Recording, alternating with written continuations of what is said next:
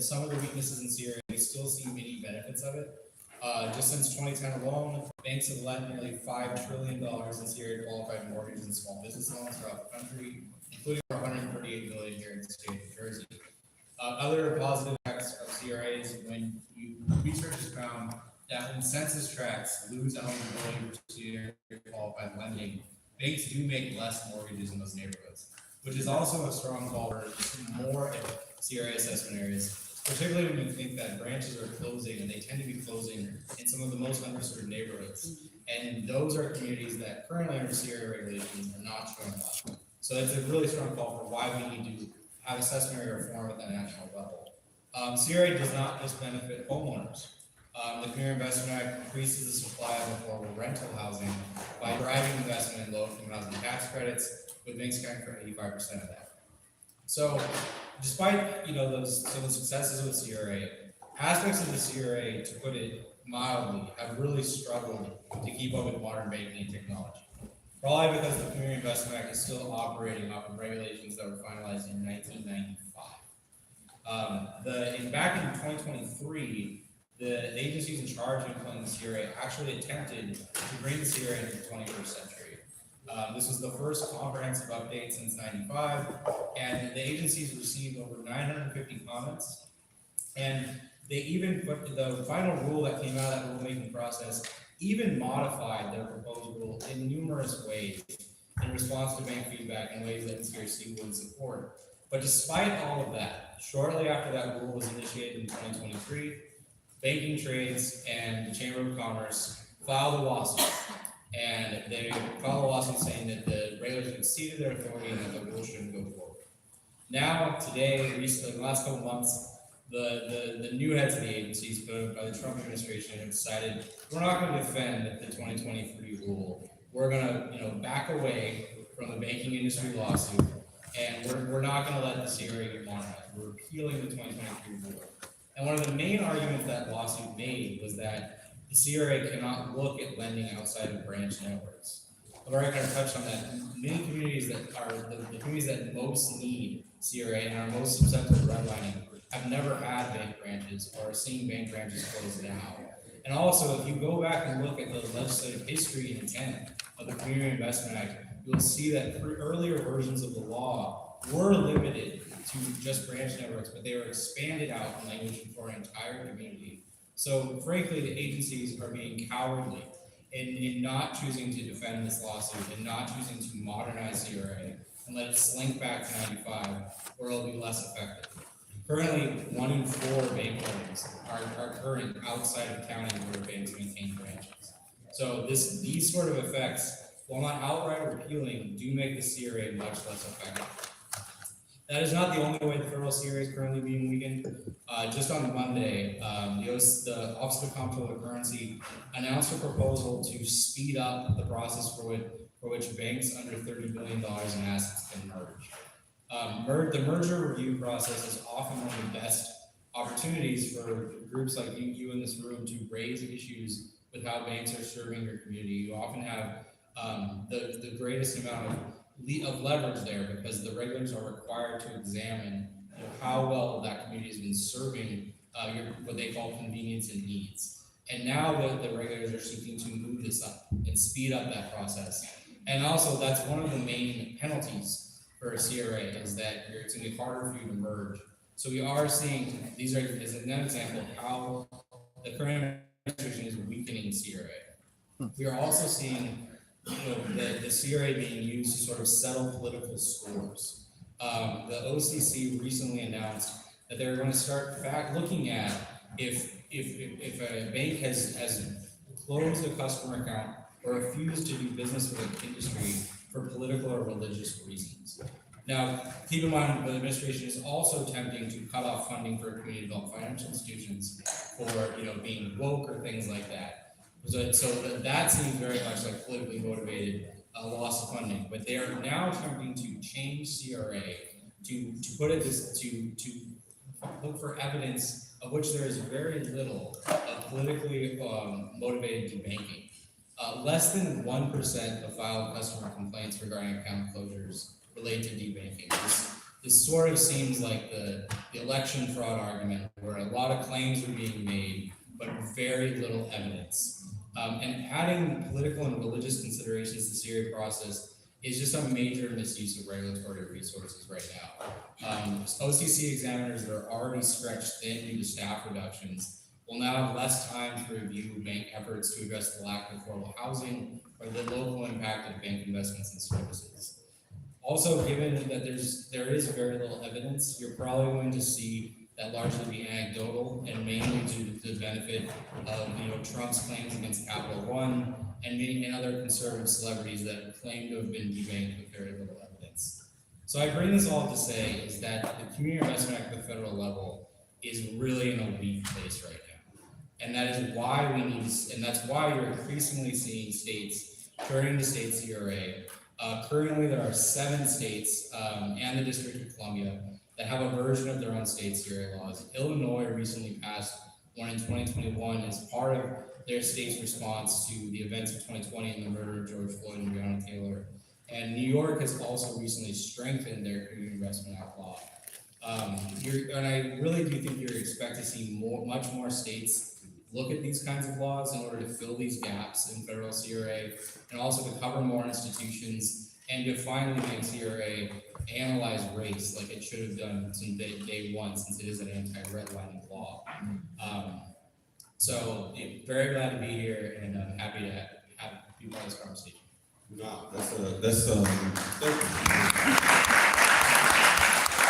No, we're hearing a recurring theme about enforcement mechanisms, right? That the lack thereof or need more enforcement. And the resources, I think the last panel talked about having the resources to have, when you pass legislation, that's one of the things we did with the Fair Chance in Housing Act. Not only did we ask for the bill to be passed, we asked for the funding mechanism to go into staff that enforcement piece. So that's pretty important. So Linda, I mean, we're here, Kevin talked about, this movement nationally. What has it looked like in terms of the statewide? And what are you seeing what's happening at a statewide level for CRA? Really good question. Well, introduce yourself first. Sure, yes. Again, Layla Amir Hamza, I'm the Director of Community Reinvestment for New Jersey Citizen Action. Really happy to be alongside all of these wonderful champions of CRA. And really, just to start out, I think everything that we've heard today really reinforces why a state level CRA policy here in New Jersey is needed right now. Not only here in New Jersey, but nationally, we are seeing daily attacks on democracy, daily attacks on our social safety net, daily attacks on immigrant families, daily attacks on the LGBTQ community.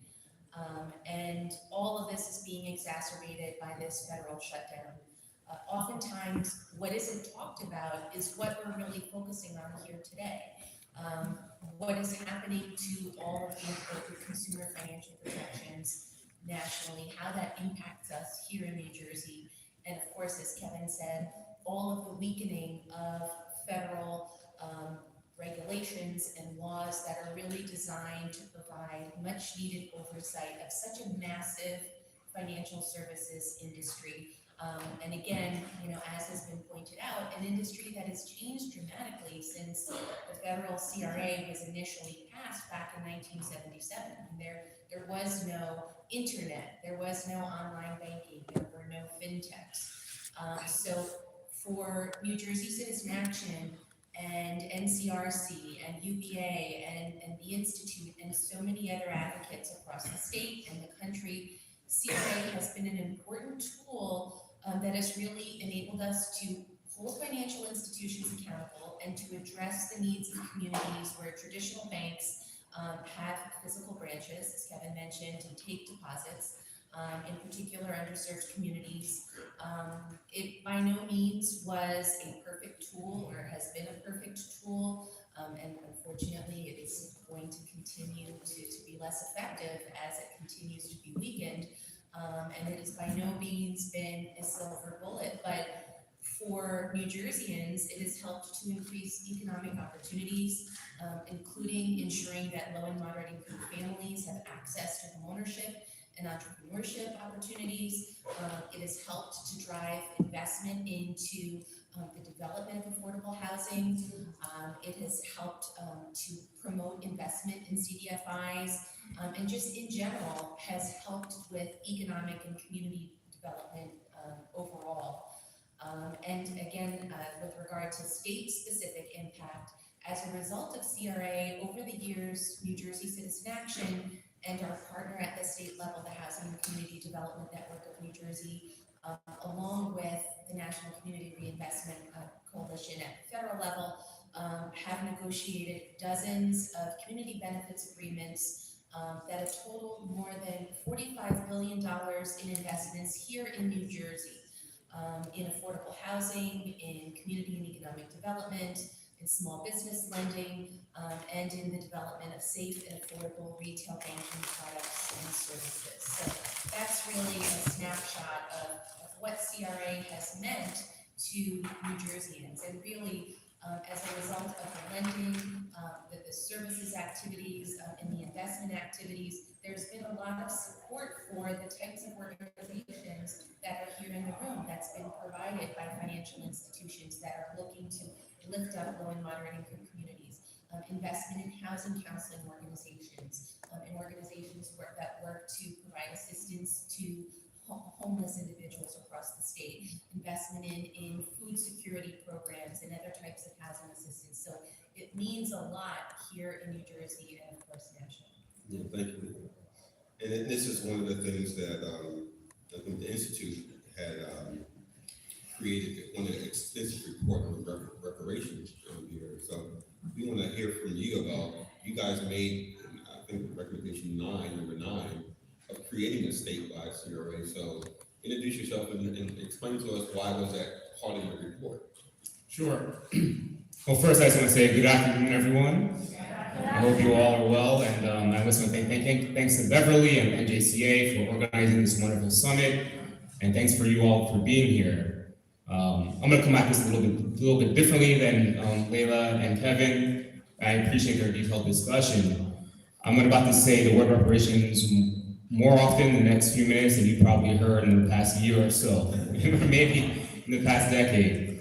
So first, for many of you, you might be wondering why a conversation about reparations in relation to the state CRA. And I think for some of you, and maybe not for some of you, maybe maybe for none of you, but for many, when folks hear the word reparations, they get a little uncomfortable, a little tense.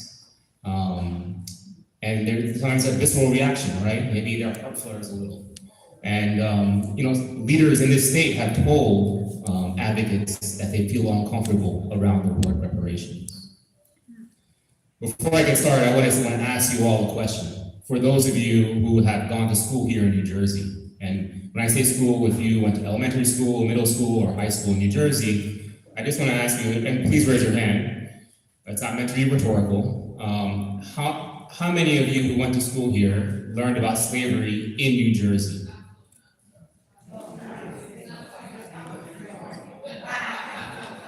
All right. So that says a lot, and that speaks to a recent survey that we did in which 56% of people in New Jersey do not know that slavery happened in New Jersey. Folks have called New Jersey the slave state of the North.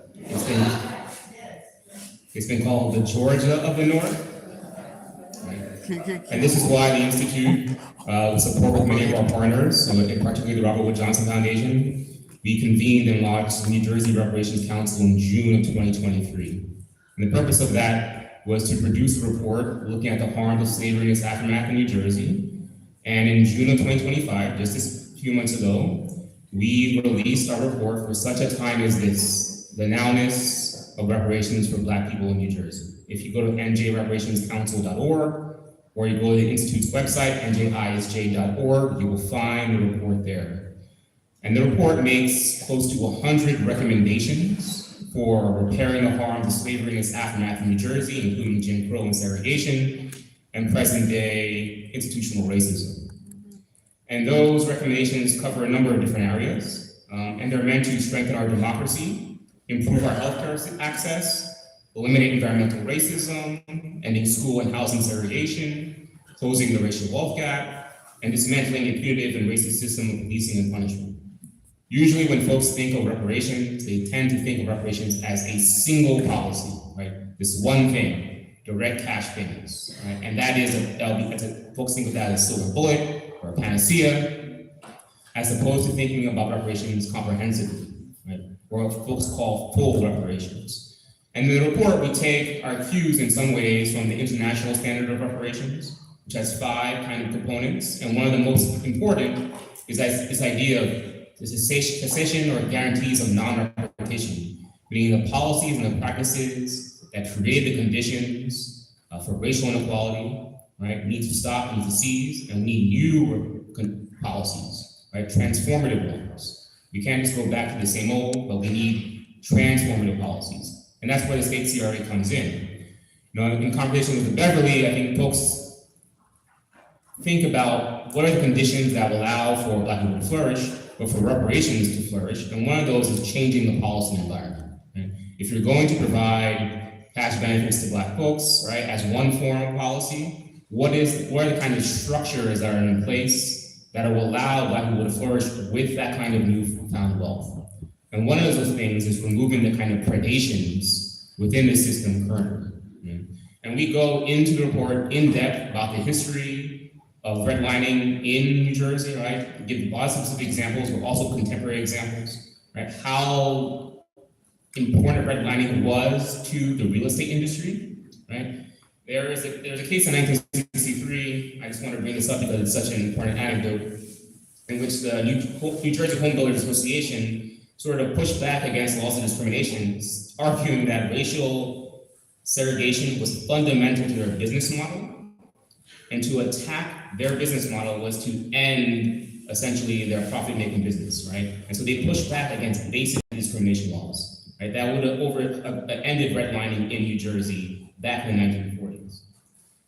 I bring that up because sometimes we tend to think of reparations as being on one end of the spectrum or outside of the conversation, and then policy discussions around the state CRA or other kinds of good governance on one end. But really, if we think about reparations as a kind of process with multiple areas of engagement, and we think of the state CRA as one element in a succession of elements. And so I just want to touch on also the idea that the AG had brought up that we are sort of in the 1890s or the 1920s, right, around economic justice, right, that these economic crises that we're seeing. But I think that's what's important about that. I think what's interesting is that the 1920s was also the resurgence of the Ku Klux Klan in New Jersey and across the United States. Woodrow Wilson showed the movie Birth of a Nation, which is about the Ku Klux Klan, in the White House. He was the president of Princeton University. In the 1890s, 1896 is Plessy versus Ferguson. After that, the historian Rayford Logan calls that the nadir of race relations in the US. I bring that up because when we're thinking about the current moment, sometimes thinking about the past is helpful for thinking about how we move towards the future. And reparations is a future-oriented project. It's not just about the past.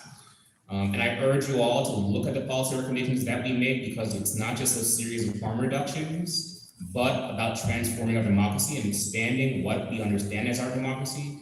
And as Rohit pointed out, we don't just want to go back to the old normal, right? We need to think expansively about what is the future looking like. And our project in the report, in part, is to provide people with an alternative, affirmative vision of what is possible, right? Not just about how do we go to what New Jersey liked during COVID, in which it was also an economic crisis, right? A lot of Black folks, right, lost their homes. This is why, in part, we see the doubling of the racial wealth gap, as my colleague Laura Sullivan has pointed out numerously. And so we need to think about not how do we go back, but how do we move forward? And this is what we do as part of our reparative work with a series of reparative policies. And the state CRA is one of those things because it helps to shift our understanding of reparations as a kind of iterative process, meaning the conditions as they are now, right? And state CRA is meant to be updated to include race, but also non-banking institutions, right? It understands the current context, and that's incredibly important for thinking about reparations, because it's a constant process to address institutional racism as it occurs as opposed to thinking it as opposed to stale and staid, and it's something of the past, but something of the present, right? And so we need to think about can reparations be as flexible as institutional racism has been, given that we are living in the world that slavery made, and we want to live in the world that reparations made. Thank you, sir. Now listen, yeah,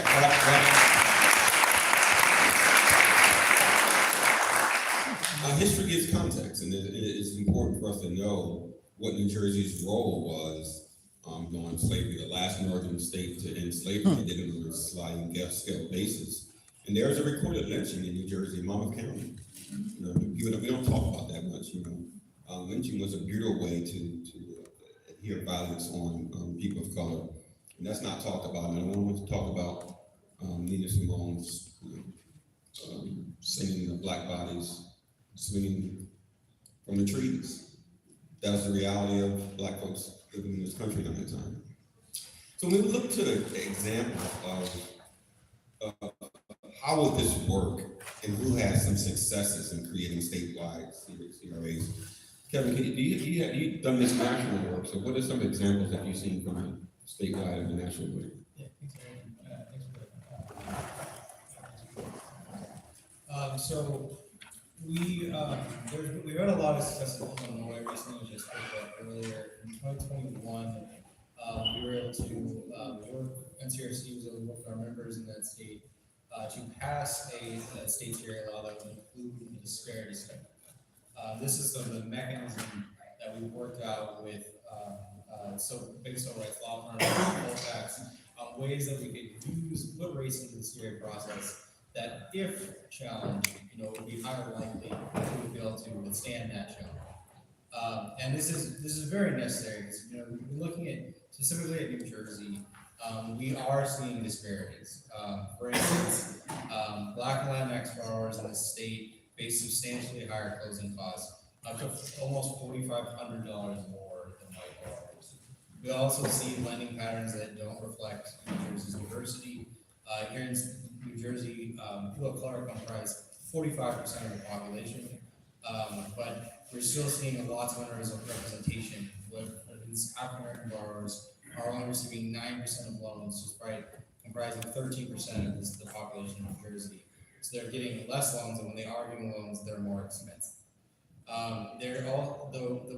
The method of using a disparity study would build upon the federal CRA process by having a regulator use a study to identify racial groups and neighborhoods that are continuing to be underserved, and then factoring into the CRA process how that specific bank serves those neighborhoods. That's really the point of CRA.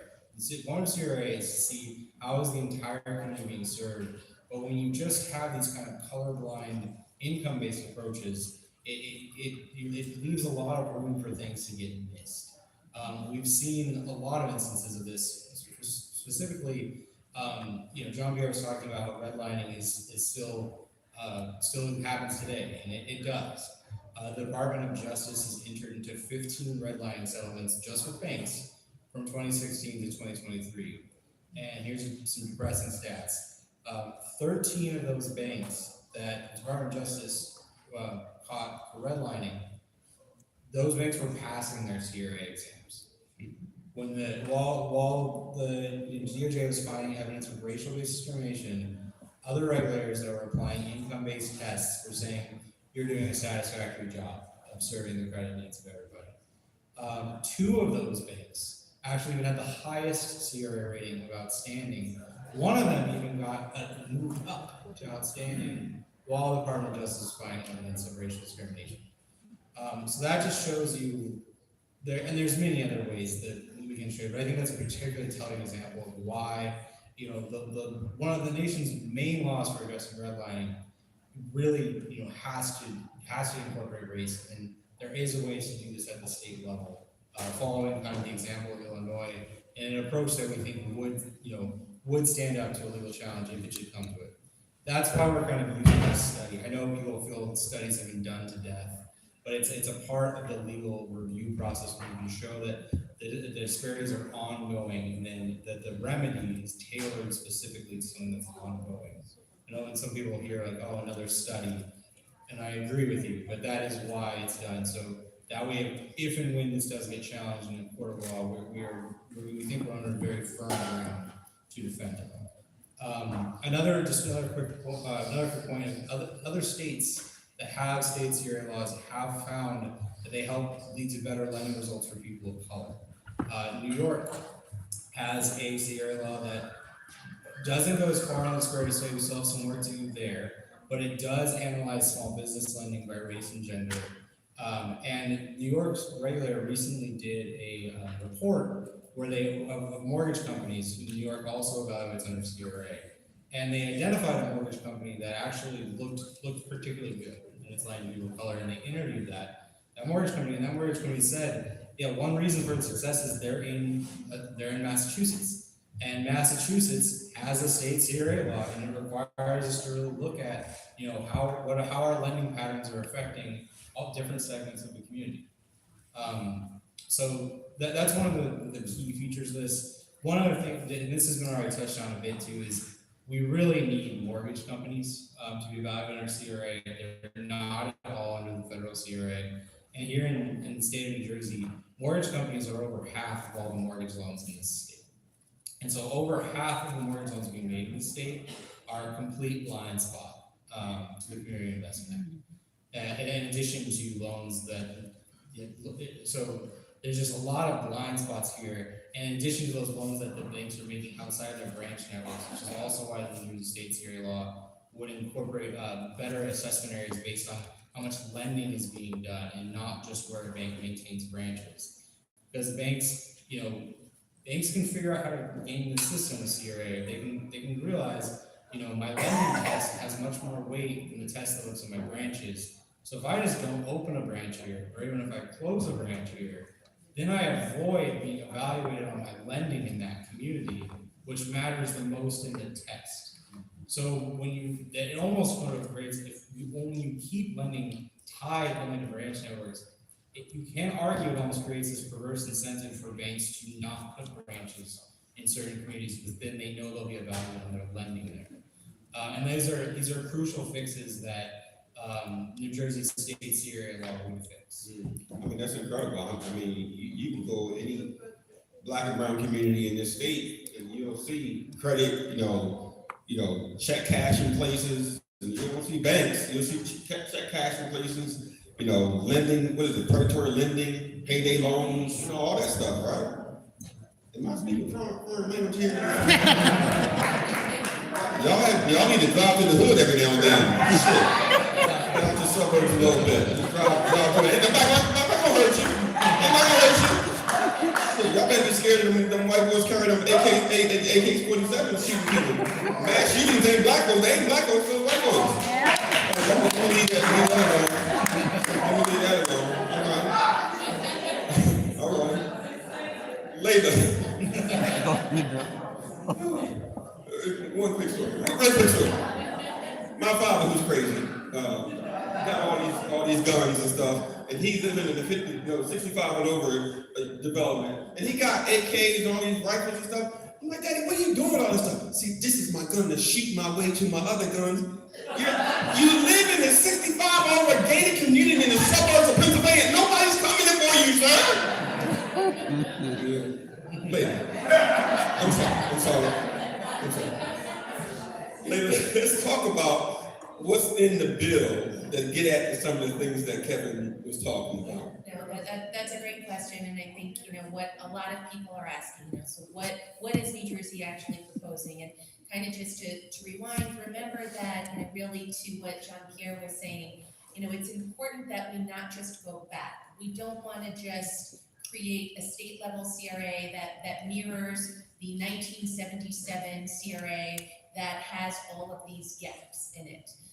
What we want to do is modernize the federal CRA and make it important and impactful here in New Jersey. So that's one piece of this bill. The second piece is, as Kevin mentioned before, and as we've heard about all morning, we are really looking to have a law that will counteract what we're seeing happen at the federal level, the weakening of the regulatory oversight and framework that is happening, unfortunately, on what seems like a daily, if not hourly basis. So really, that's what we're looking to try and address here. And again, the most important thing is making sure that we are able to capture the entirety of what we currently have with regard to financial institutions and the financial services market here in New Jersey. So we need to make sure that a state CRA would apply to a wider range of financial institutions, including, as everyone has mentioned, non-bank mortgage lenders, as well as state chartered credit unions. And that would ensure that those non-bank institutions are held to the same standards as all other banks and financial institutions that are operating here in New Jersey. So what do we have in this proposed legislation? Well, thanks to Senator Timberlake, on June 30th of this year, a state CRA bill, bill number S4694 in the Senate, was introduced, and its companion bill, A5957 in the Assembly, was introduced by Assemblywoman Reynolds Jackson. This bill covers state chartered banks and credit unions, as well as mortgage lenders that are licensed to do business in the state of New Jersey. And it creates an affirmative lending, service delivery, and investment obligation for covered institutions. It would require our regulatory agency, the New Jersey Department of Banking and Insurance, to examine and rate these covered institutions every 3 years based on their lending, their investments, and their services to low and moderate income and other underserved communities and populations. These independent examinations of these activities would involve the review of federal CRA performance evaluations, but as Kevin cited, federal CRA evaluations are missing a lot of the egregious redlining activities that have actually taken place even recently here in New Jersey and across the country. So in addition, there are additional state designated factors that actually make a state CRA policy here in New Jersey stronger. The bill would require the creation of those assessment areas that Kevin mentioned, or those geographical areas in CRA exams where not only depository institutions have branches, but also additional assessment areas where any institution, covered institution, is making significant numbers of loans. So that would include those mortgage companies and depository institutions that make loans beyond branch networks. The examination of lending, investment, and services would include, as Kevin mentioned, that really important analysis, that valuation of underserved borrowers and neighborhoods, including using an analysis of race and ethnicity. So that is a really critical piece to the New Jersey law. The bill would also ensure that there would be an enhanced process for merger review and approvals of license applications in the state of New Jersey. And that would require the creation of community benefits plans involving input from community-based organizations and other stakeholders. That is also something that is under attack at the federal level. Unfortunately, regulatory agencies right now are trying to limit the opportunities that the public and community-based organizations and other stakeholders have to provide public comment and feedback. So that is a really critical component of this bill as well. And of course, enforcement mechanisms. They're not limited to required corrective actions, limitations on mergers, acquisitions, branching activities, and licensing, as well as limitations in the ability to conduct certain types of activities, such as serving as depositories for public monies. That is something that can be very effective and meaningful as an enforcement action. Institutions or mortgage companies that have poor ratings, and in this case, a poor rating would be anything that is a low satisfactory or lower. And so there are 5 levels of ratings: outstanding, satisfactory, low satisfactory, needs to improve, or substantial non-compliance. Anything that is low satisfactory or lower would then trigger the need to submit improvement plans for geographical areas in which those entities have poor performance. And again, those plans would be subject to public comment, and they would be submitted to the Department of Banking and Insurance for approval. Conversely, and this is just to highlight that a state CRA would not just look to be punitive, but also look to reward those financial institutions, so to speak, or in a certain respect, in the sense that higher performance ratings might result in less frequent exams for those institutions that receive a higher performance rating, and that there can be consideration to certain types of investments that the state deems as being especially beneficial here in the state of New Jersey. There would also be coordination with other state and federal enforcement agencies, including the New Jersey Division on Civil Rights and the New Jersey Division on Consumer Affairs, and that is critically important because I know there have been concerns that not any one agency can actually effectively conduct every type of enforcement action, and oftentimes Consumer Affairs has been much more proactive in enforcement activities, so this would actually allow for the coordination with those other state and federal enforcement agencies. Also, improved data disclosure of community development financing for affordable housing, economic development, and community facilities.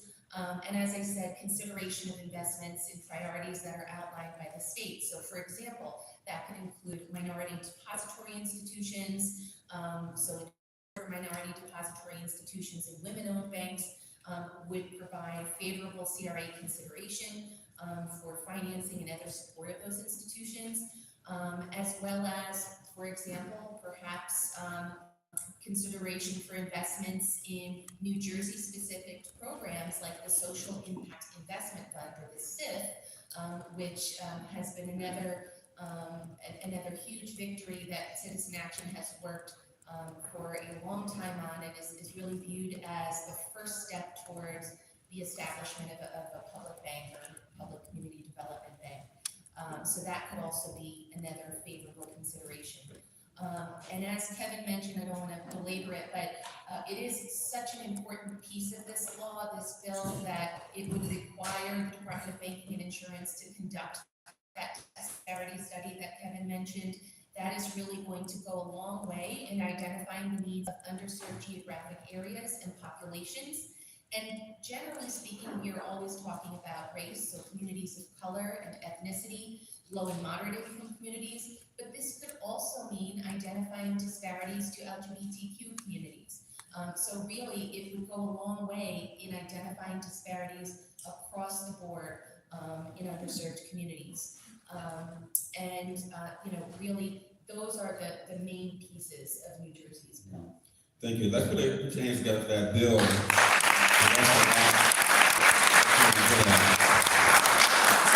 Our final question, Jean-Pierre, before we close out, I wanted to know that Citizen Action and the UBA is going to be talking a lot about this. This is going to be an ongoing campaign. In fact, on October 22nd, we'll be at the Lobby Club in Trenton with the legislators who introduced this bill, and we have an opportunity to talk to them. So, Jean-Pierre, what in the reparations report, what are some things that coincide that can collaborate with the CRA, state CRA?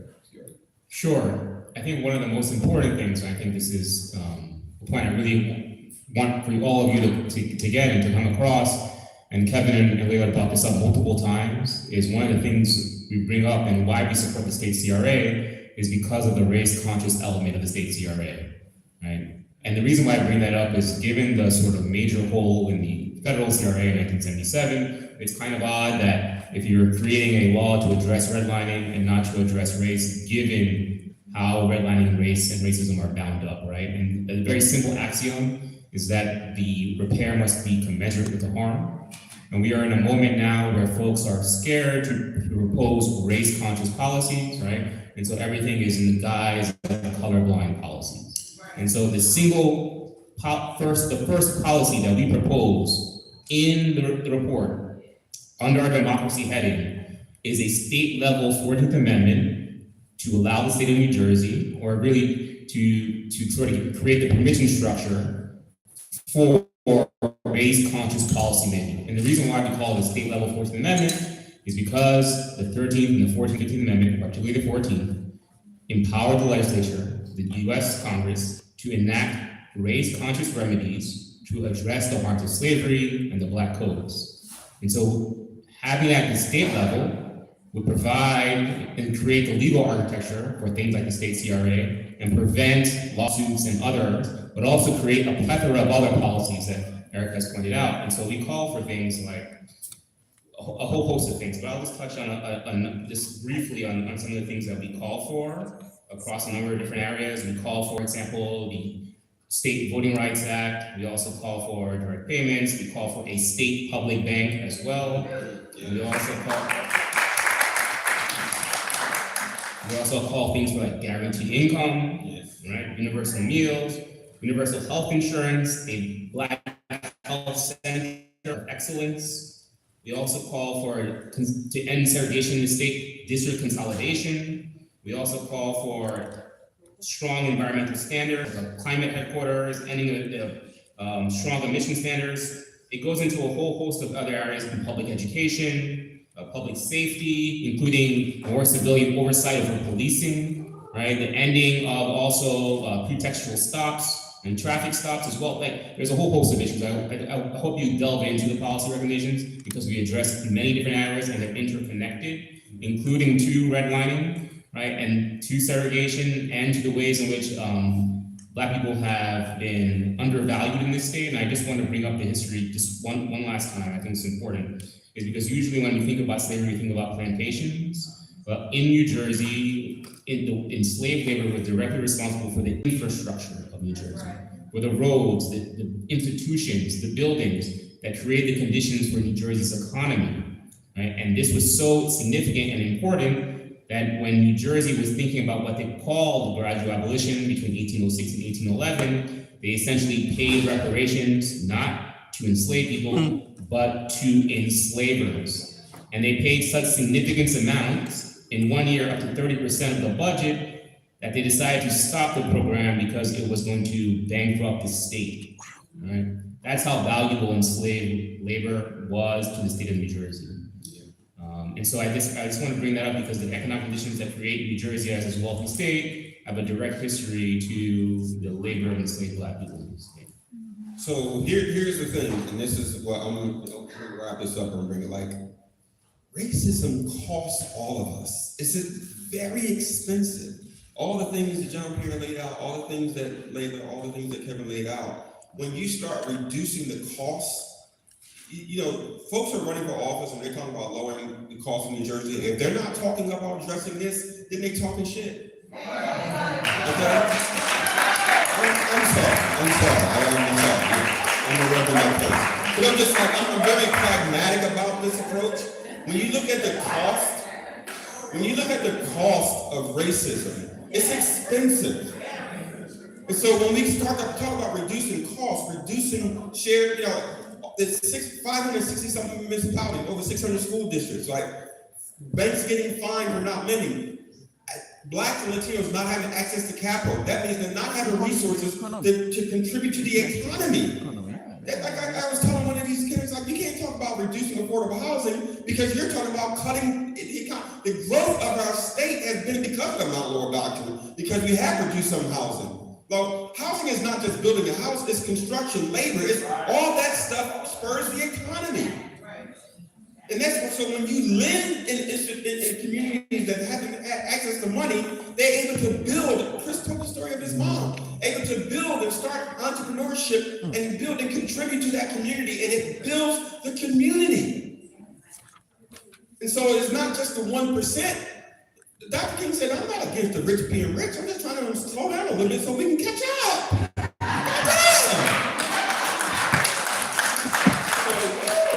You better come over up because I'll keep talking. But this is the point. Racism is costing all of us. So if folks who want to address these issues, we got to get the state CRA bill passed. October 22nd at the Lobby Club in Trenton, we'll be meeting with legislators, we're having an event, we're going to talk about the guaranteed income, we're going to talk about the CRA bill. You have an opportunity to meet with the sponsors of those bills and have a conversation with them. Thank you so much. Let's take our panel. Thank you so much. And we don't have time for Q&A, but you can always reach me, Beverly, at New Jersey Citizen Action, .org, and I'll try to answer your question, get an answer for you. But thank you to everybody. That we have something so exciting coming up. So we've been talking about, so many important issues central to our well-being and our and the health of the whole community, as Eric put it. I'm going to invite up Laura Waddell, my partner in crime for a lot of things. She is our healthcare director, program director at New Jersey Citizen Action, and she has a very special guest today who we're going to talk about legislation that was passed in New Jersey to help people with medical debt, to protect them from unfair and in many cases inaccurate or inappropriate debt collection. So I'm going to ask everybody, it's been a long day, please move up so that you get close, move up to the tables up front, please. I'd like to ask Laura Waddell to come to the stage, Program Director, Healthcare Program Director for New Jersey Citizen Action. And she has a very special guest with her today, Jim Lloyd, who's the Executive Director of the Healthcare Affordability and Transparency Office in the state. Very important to hear what they have to say.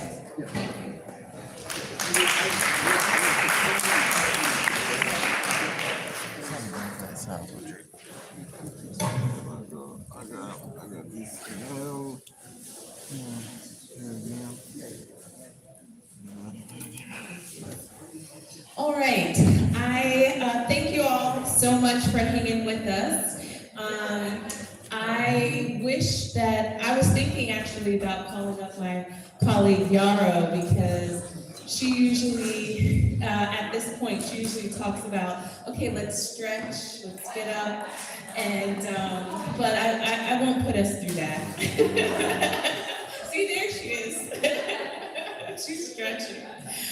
But no, really, thank you so much. This has been amazing, and I've been really looking forward to this chat. Again, I'm Laura Waddell, the Healthcare Program Director at New Jersey Citizen Action, and I'm joined by Jim Lloyd, the Executive Director of the Office of Healthcare Affordability and Transparency within the Department of Health. And I have to always say, I know that the governor always teases about how long that name is, and so I thought that I would have Jim, if you could talk a little bit about yourself, and then also what does your office do? Sure, thank you. And also just thank you to the Citizen Action for setting up this meeting and bringing everyone around and inviting me. And just what I've been able to see through just sitting there for a few seconds is fantastic, so thank you. I'm Jim Lloyd. I'm the Executive Director of the New Jersey Office of Healthcare Affordability and Transparency, which I might refer to as OCAT at some point later in here, so I don't have to keep repeating it. The office began in the governor's office in 2021, January 2021. My predecessor was Shabnam Saleh, was appointed to head the office, and it really focuses on that question of affordability, which I think we heard a little bit before in some of the other panels. And I think in healthcare, affordability is really critical. Like to think about it in terms of affordability is very critical. Not only in the sense that everyone should have access to healthcare, and therefore it should be affordable for everyone. Of course, we all agree, here probably. But really thinking of it in terms, like affordability to me is the way healthcare costs and the way the healthcare system, the way costs impact the experience of people, right? The experience of patients, of employers, of state government, but it's really the way it impacts the people, because there's so many healthcare costs, if you just get too focused on sort of like the red numbers on the balance sheet, they're really valuable. Care just happens to be very expensive, and there are people with tremendous needs have complex medical and social needs, and they require treatment, for nurses and community health workers going out to the community, and expensive pharmaceuticals. That can have a huge impact in people's lives and really make everything better for people. And so if you say, well, we're just really focusing on costs, there are lots of places where you could, cut costs, which end up harming people, right? Like the story I always say is my father-in-law, whose ears were ringing a lot this last year, as the governor talked about. He has kidney cancer. He's doing quite well. He's got some good news on Friday. But he just finished a course of treatment with one of these extremely expensive medications that they have. And he has worked. And so if you think cost, I always think about my father-in-law and think, oh, you know what? This is a tremendous amount of money we're spending on this person. And what you're doing is, this sounds so bloodthirsty and actuarial and what a health insurance executive might think or something like that. But then now you have an 80-year-old cancer survivor who's going to incur a lot more costs, right? They're going to have regular visits with doctors, regular visits with nurses and techs, and they're going to have to receive all this different care. And so you're just really increasing the amount of costs. Well, that's grandpa.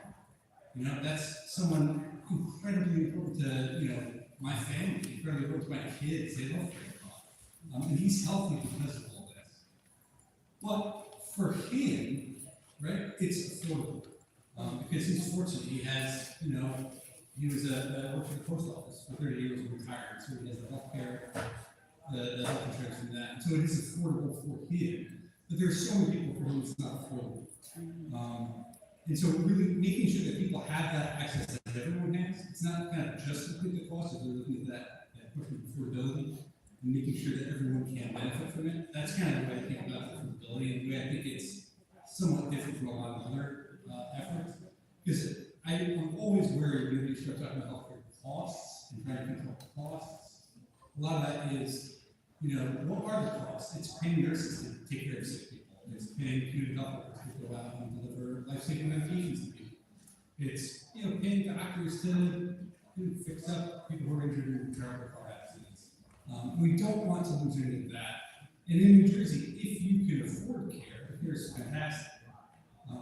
But making sure that everyone has access to that, making sure it's affordable is the challenge that I think our office focuses on. And so I'll go back a little bit and just talk a little bit about kind of what we've done. When we were at the governor's office, we supported a package of legislation aimed at making pharmaceuticals more affordable. It created some transparency in the pharmaceutical supply chain. It regulates pharmacy benefit managers, which are this class of middlemen that receive a lot of attention in the news lately. It also provides some direct support to seniors to afford drugs because drugs are incredibly expensive in many cases. We also run something called the HARP program, which is the Healthcare Affordability, Responsibility, and Transparency Program, because we love really long names that we then turn to acronyms. And that is a healthcare cost benchmarking program.